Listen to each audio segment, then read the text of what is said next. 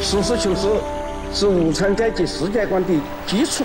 只有坚持实事求是，一切从实际出发，我们的社会主义现代化建设才能顺利发展。我们可以上大学了！目前进行的关于实践真理的唯一标准问题的讨论，实际上也是要不要解放思想的争议。乡镇企业给中国农民打开了致富大门，但也给环境保护带来了严重问题。40%的乡镇企业成为污染源。杜绝假货，加以培植。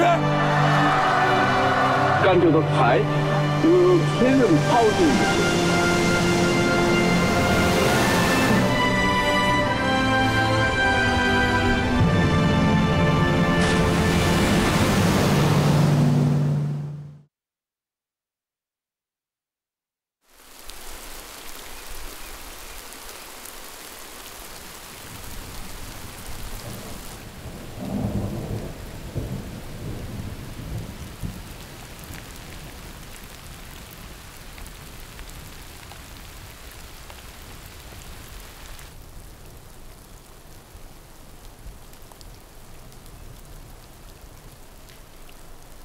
说，婶子，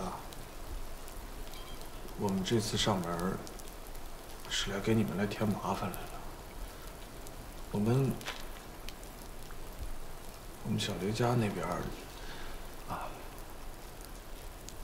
我们都是见过面的，客套话就免了。说吧，有什么事儿？我们是为东宝来的。从小平下葬那天起，东宝就再没跟别人说过话，也不出来办事儿，一天饭也不吃几口，不是躲在屋里，就是上小平的坟上坐着。哎呀，我们也想了好多办法，想劝他出来做事，可都不管用。再这样下去，这人就废了。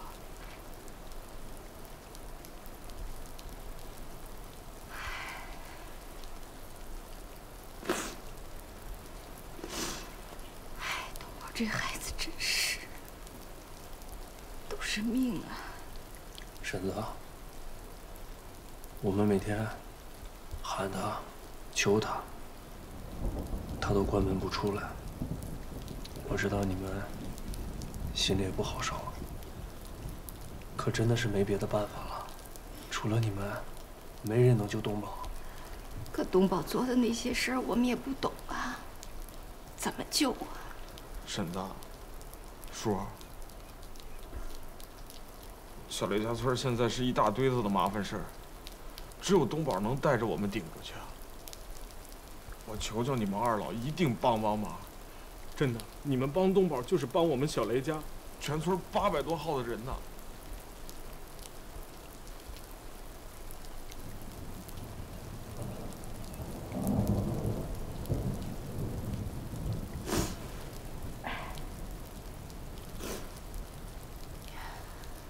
东宝脾气硬，主意大，我们的话未必管用。东宝这人重情，他心里啊本来就觉得欠你们的，只要你们一说话，他肯定听你们的。马书记，啊，这事儿我们不能赢。我们家小辉他说过，他姐走了以后，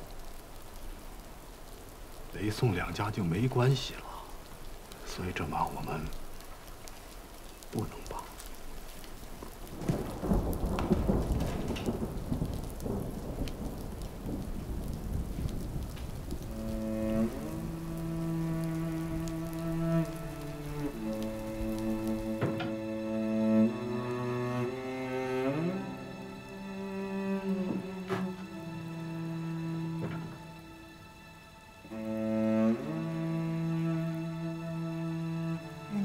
大半天了，这事儿咱真不管呀。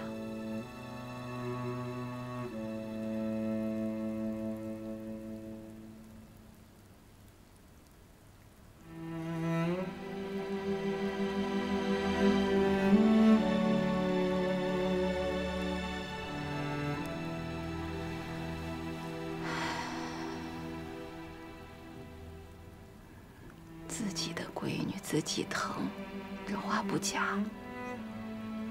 可萍萍活着的时候，东宝对她是真好啊，对咱家也好啊。甭管多忙多累，只要一进家门就不闲着，挑水扫地，买米买煤，连口水都不坐下喝。你说现在人家孩子有难了，咱要是不管，萍萍要是知道，也会埋怨咱的。是。要不给小辉打个电话好不好？啊？窦一辉，有你电话。啊，有你电话。哎，好的。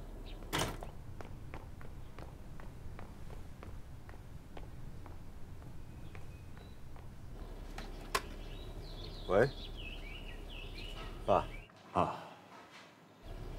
小雷家的人今天到咱们家来了，说东宝在家里几天不吃不喝的，想让我过去劝劝。你觉得呢？爸，你们去劝劝他吧。知道了。哎呦，太好了，太好了！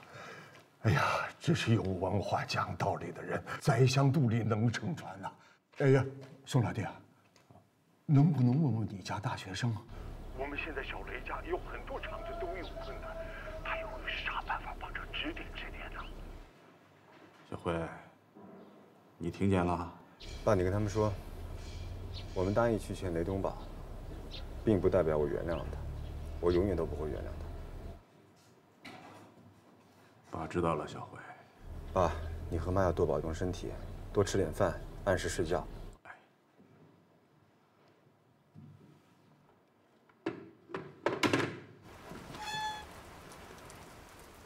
小宝啊，还是吃口饭吧。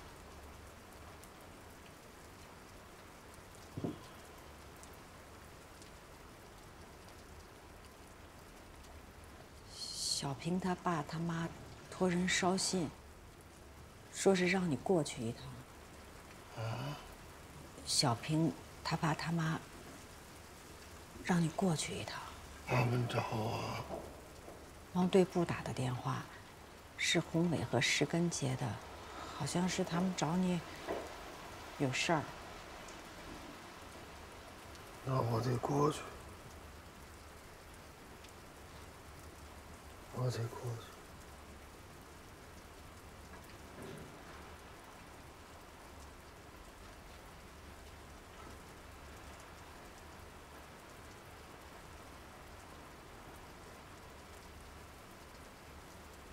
我得去。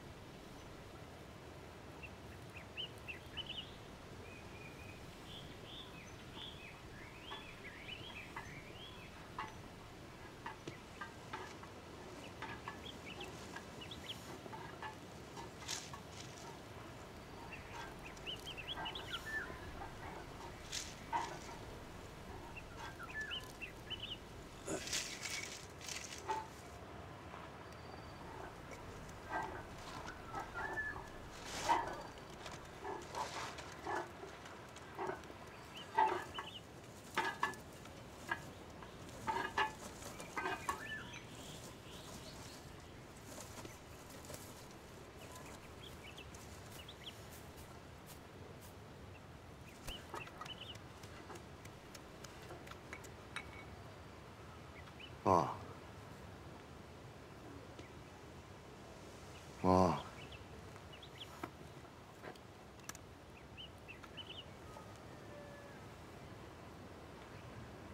怎么穿成这样就来了？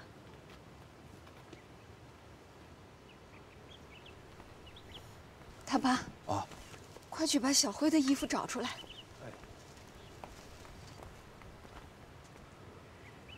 走吧，进屋把衣服换下来。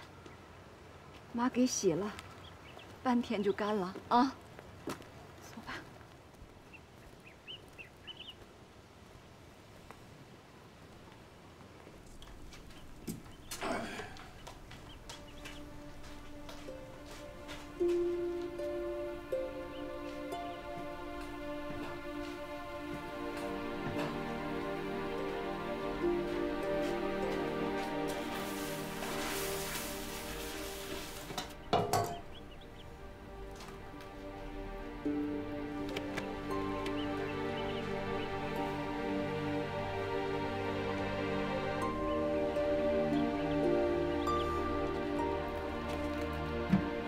东宝，喝水啊。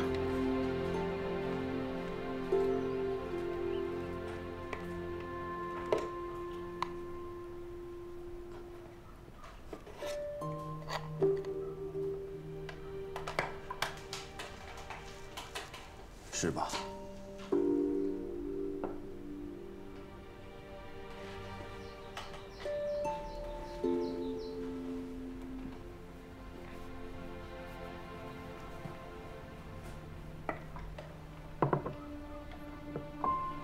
吃吧。平平第一次留成顿饭，足足够分2碗。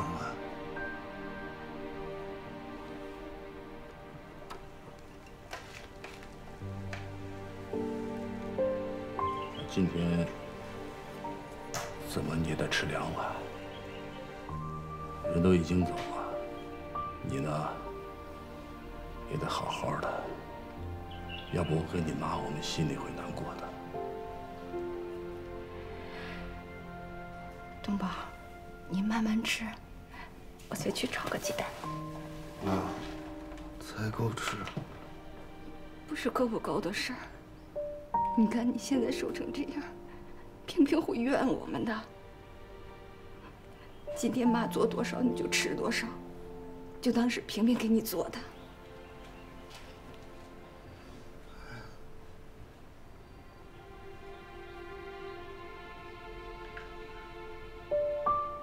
东宝，不管怎么着，饭得吃。知道。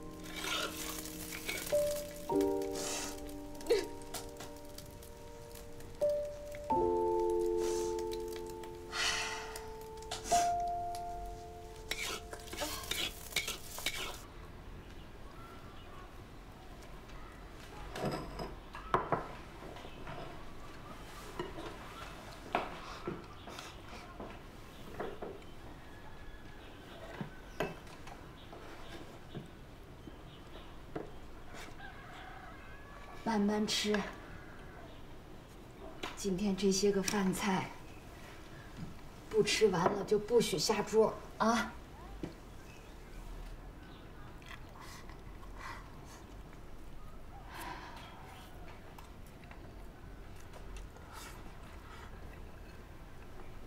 我和你爸也不知道该怎么劝你，就是想让你明白一件事儿。如果你这心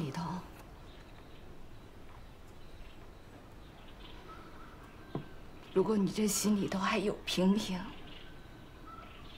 那平平希望你怎么做，你就得怎么做。我闺女我知道，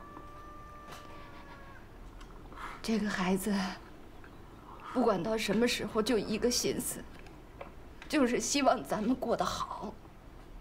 现在我们老的都挺过来的，你们小的有什么过不去的呀？你可别忘了啊，我们还有你妈，往后都指着你呢，你不能倒在我们前头。所以你得打起精神来，要不然以后你都没脸见平平。我睡不着，平时也吃不下，往后我尽力吃。挺好的，慢慢的呀，都会好起来的。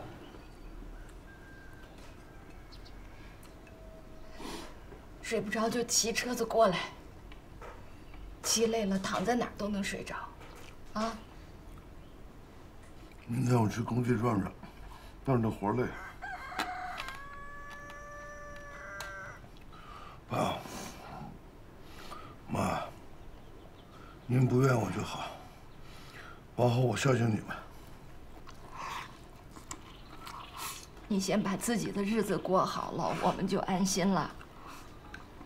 往后啊，什么时候想到我们，过来看看就行。往后常来。妈，你是得常来。小辉这些年啊，他回来不了几次。我跟你妈，我们真的挺寂寞的。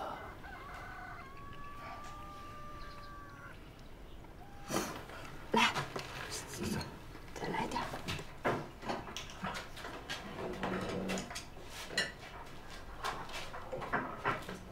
东宝。啊，妈。哎。我走了。你这就走啊？走了。哎，东宝，你等等等等。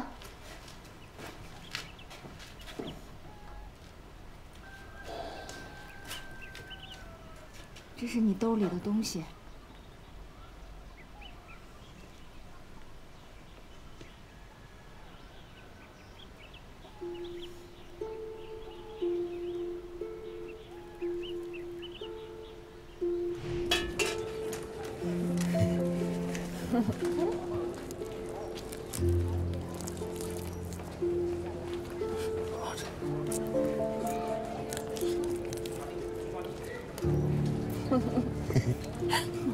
爸，你把这几块糖揣兜里，要是想上火、想生气，你摸摸兜里，就想家里还有我们娘俩，不许生气，不许闯祸。我记上。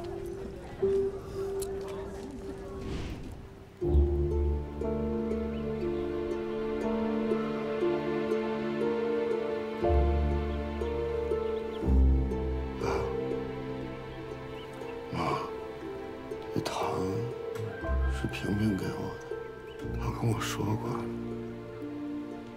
以后要是想发火的时候，就拿出来摸一摸、看一看，这样就能想起她和孩子，就不会冲动，不会犯错了。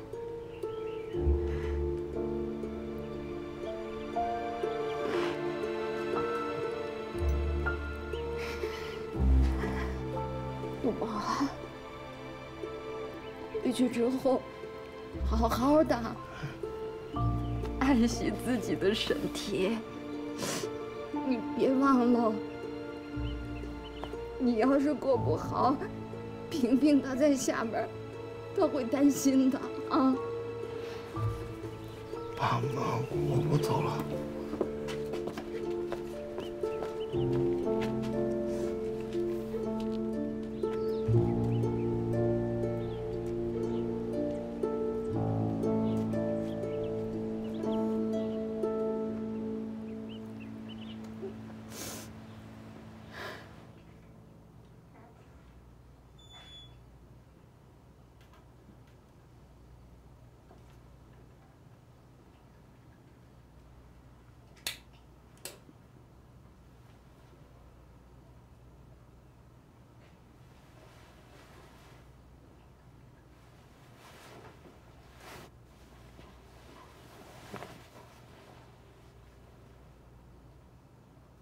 爸妈，我一定会对萍萍好的，你们就放心交给我吧。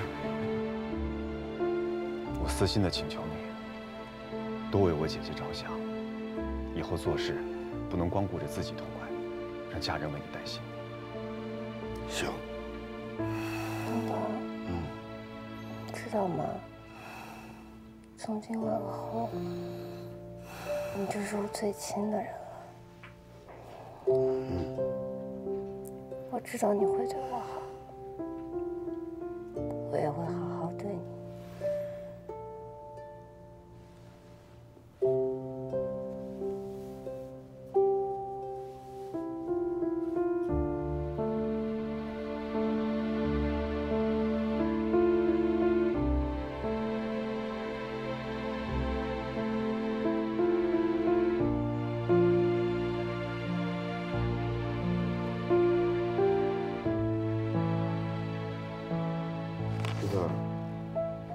看一眼，我这个记得对不对？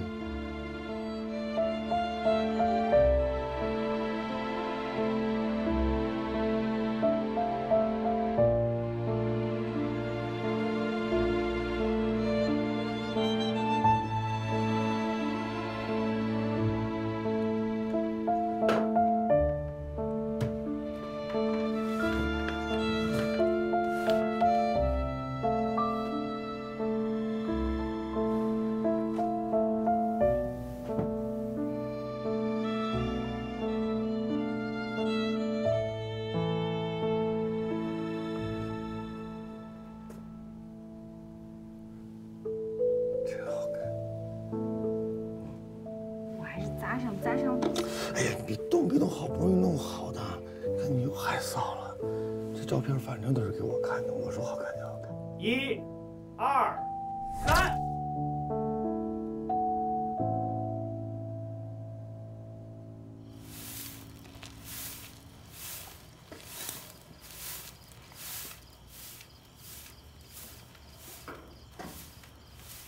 东宝啊，这大半夜的你扫什么地呀？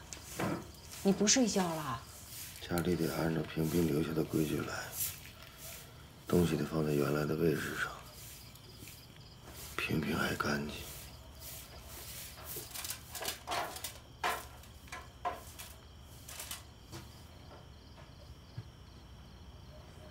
妈，咱们得把日子过好了，这样萍萍才能安心。好。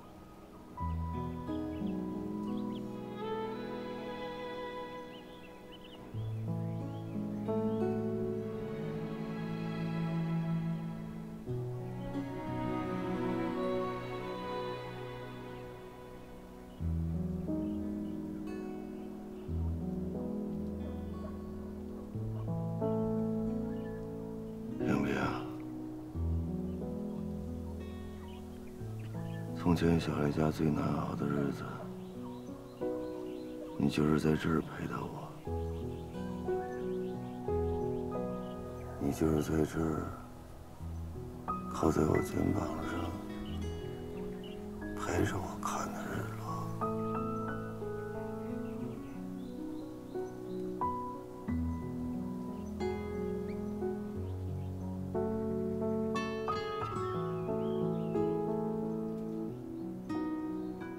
跟你说过，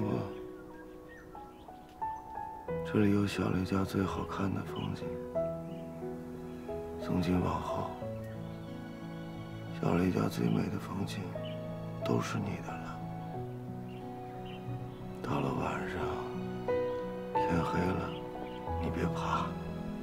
你看，我把咱们家后院的花都给你搬过来，往后就让他们陪着你。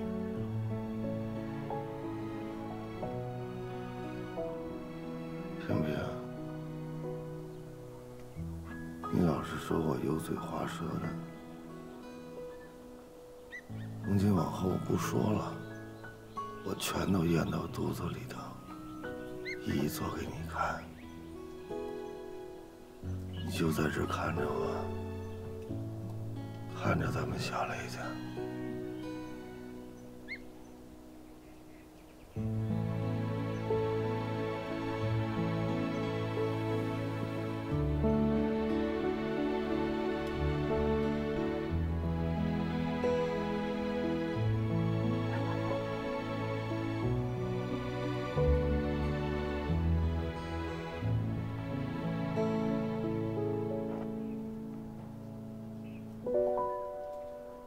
等我。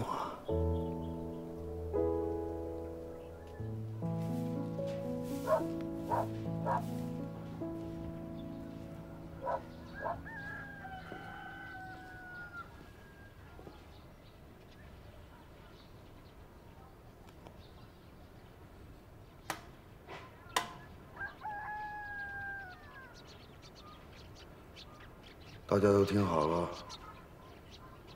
我是大队书记雷东宝，红伟、世根、老舒到队部来开会。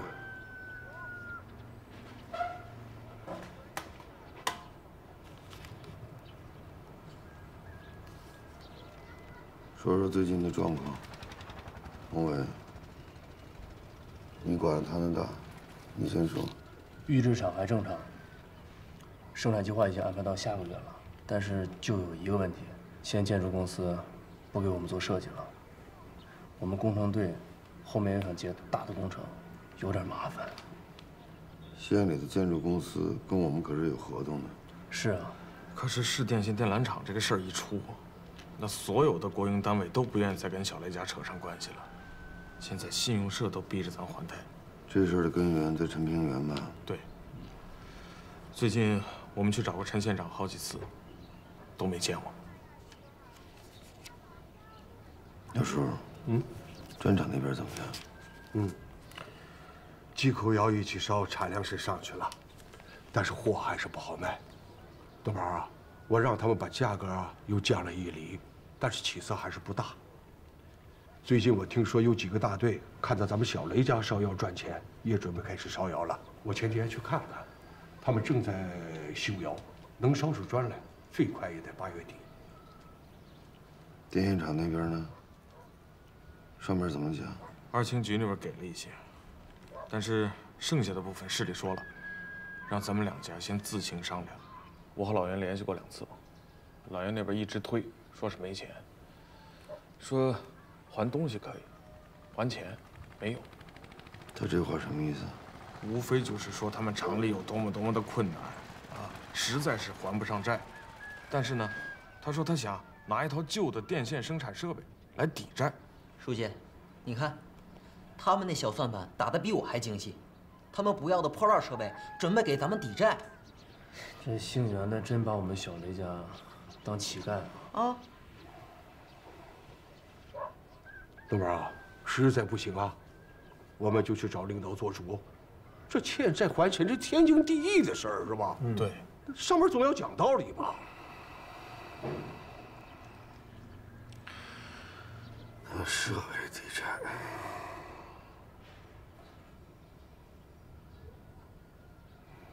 书记啊，这个事儿是有些麻烦，但是再难办，咱也得一步一步的去做，啊。咱小雷家现在这个情况，再也经不起这个折腾法了。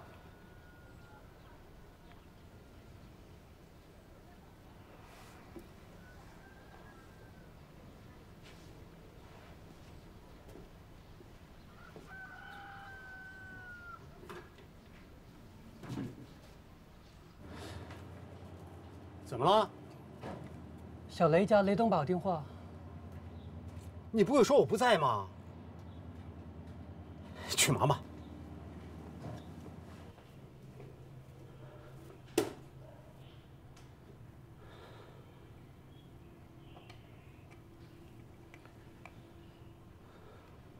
雷书记，你好。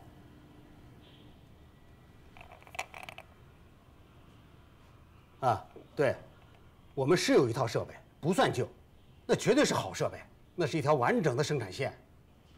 我们用它已经生产10多好几年了。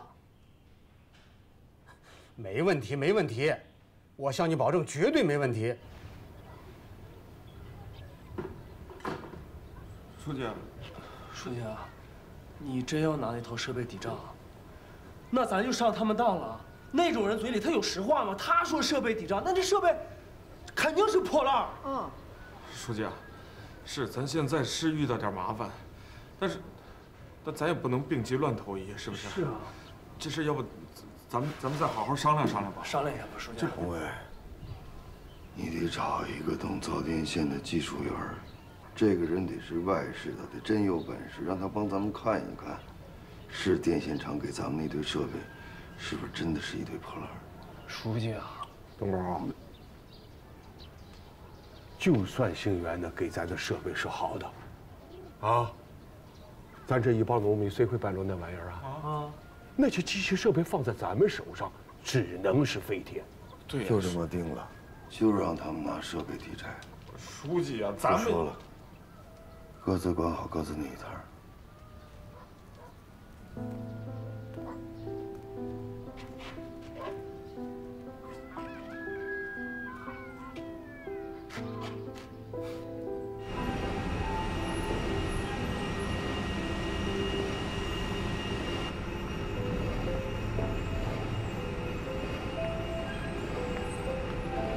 小宋，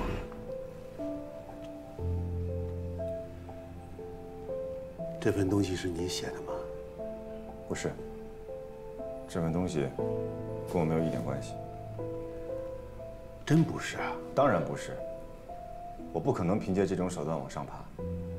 靠自己的本事和技术，我自信可以在金州厂立足。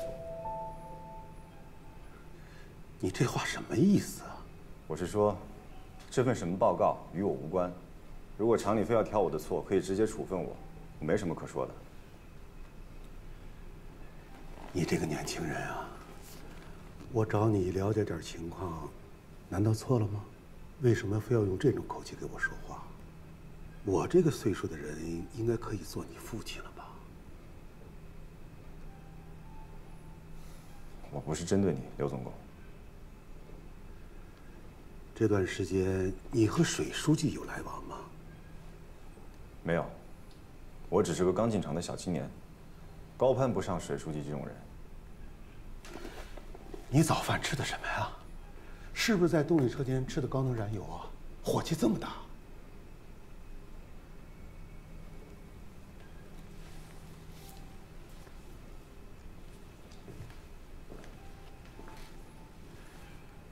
你在搞这个？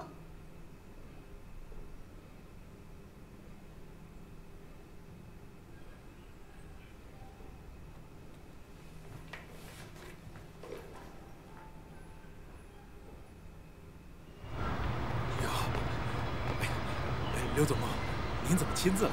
你看您需要什么数据啊、资料啊，包括新的产品样本啊，打个电话，我让他们给您送过去，不就完了吗？你小年也很大，我怎么能老麻烦你？我自己随便走走，掌握第一手资料。您看刘总就是平易近人，处处都想着我们基层。你们一车间是我们整个荆州的心脏，我不关心你，关心谁呀？不用跟着我。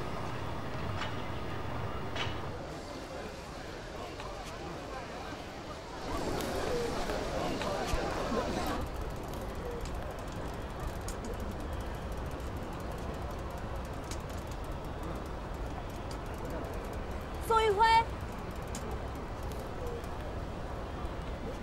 你过来啊！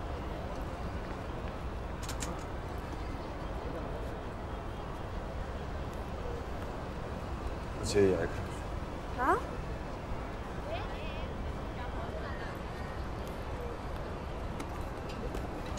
这是我爸让我给你的。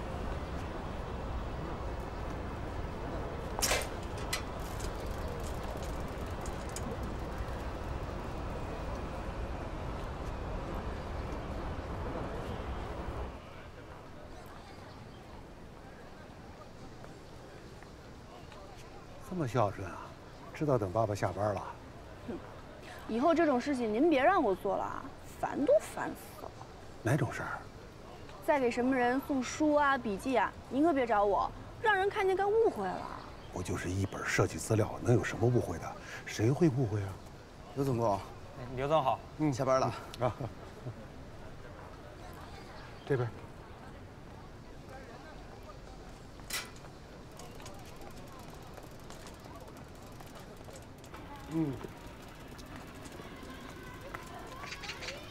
宋运辉这个年轻人还是很要求进步的，你怎么看？不怎么样啊。哎，你不是说刚分来的大学生，他在你们图书馆出勤率算是高的吗？光会读书有什么用啊？我不还每天读书呢吗？读小说和啃艰涩的化工理论工具书还是有区别的吧？反正这个宋运辉挺古怪的，他今天神神叨叨的跟我说他姐姐也喜欢看书。他姐姐喜欢看书跟我有什么关系啊？宋运辉还是很重感情的，他姐姐刚去世不久。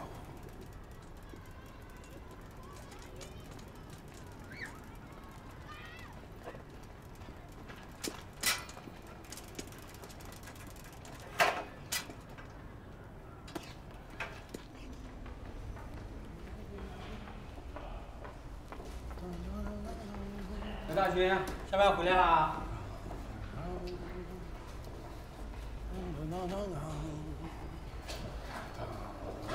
回来了。哎，干啥呢？傻子。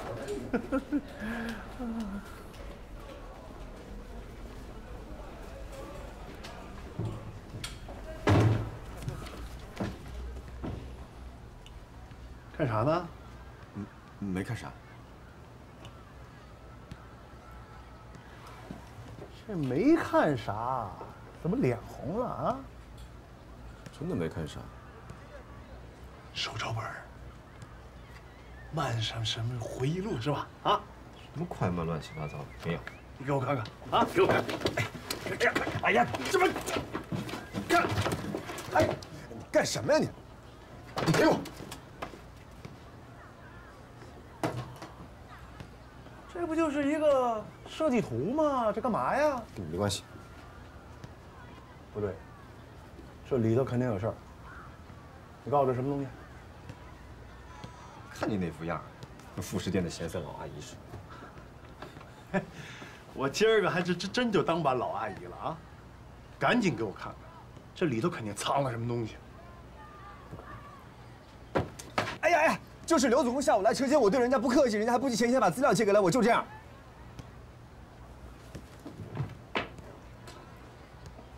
人家这么珍贵的工作笔记，当然不能让你弄坏了。就老刘给你个工作笔记，你就能跟藏情书似的藏着，不让我看？哪有什么情书？别胡说八道。不对，这东西肯定不是老刘给你，这应该是他那小女儿刘启明、刘小妞给你的，对吧？跟你这种人真没法说。哎呀，糟了糟了糟了糟了！怎么糟了？你先告诉我，是不是刘小妞给你的？是刘总工委托他女儿给我的。这就更糟了。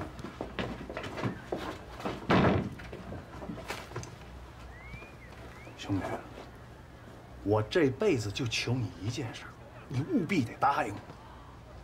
什么事？狠狠地拒绝刘小妞的追求，给全金州的光棍们出口气。你在说什么呀？没有这事儿。这人证物证俱在，你还抵赖？我说你怎么天天整夜的不回宿舍呀？一问就在图书馆，那图书馆5点钟就下班，你给人看大门去了。你就是跟这刘小妞约会去了。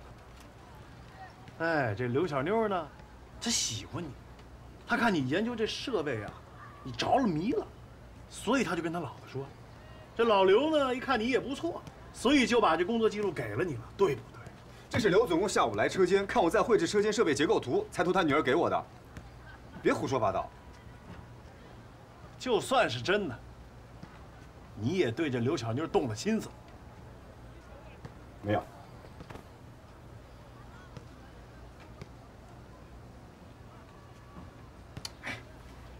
指不上。哎呀，就瞧你这阵势，人家就忽悠你玩。这刘巧妞可有手段，全荆州的光棍没有一个能治得了她。我问你，刘启明有什么不好的？他哪得罪你了？没什么不好，身家清白，没病没灾，就是太傲，看他不顺眼。我看人家挺好，人挺斯文也很和善。可甭管怎么说啊，你必须得熬过1个月才能找乐。哎，我就不明白啊，你就看不出来你们俩不是一路货色？我们都爱看书，有点像我姐。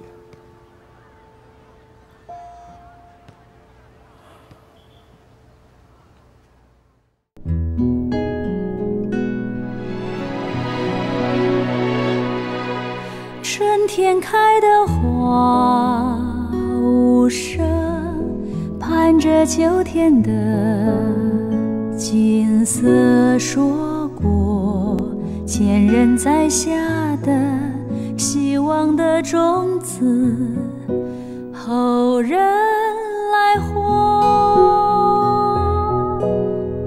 夏天的骄阳如火，泛起层层波，陶依旧热，推开一扇窗，让风轻扬过，如春来过。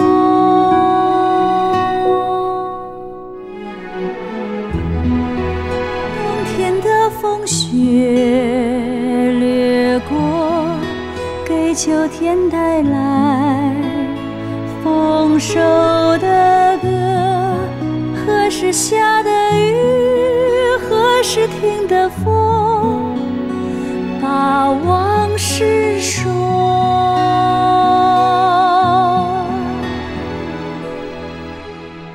春风吹又生澎湃，岁月的长河，时间走过一路的坎坷，一路的高歌，都是属于我们的。笑看时间走。